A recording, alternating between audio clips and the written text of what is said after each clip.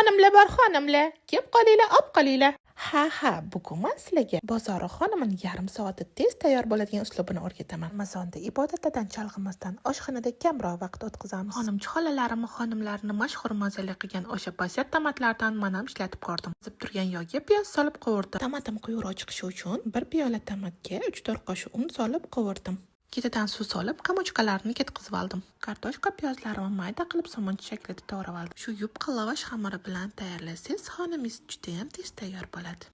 Xamir ichiga nachinkalarni solib, xuddi xamir yopgandek qilib yopib oldim. Xamir bir-biriga yopishib ketmasligi uchun listni yaxshilab yolib oldim. Uyda yoyilgan xamir 45 minutda pishsa, men tayyorlagan xonim bo'lsa 30 minutda pishib chiqadi. Xonimim sardiz qaynab chiqqandan keyin tuzga qo'shib novatam savardim.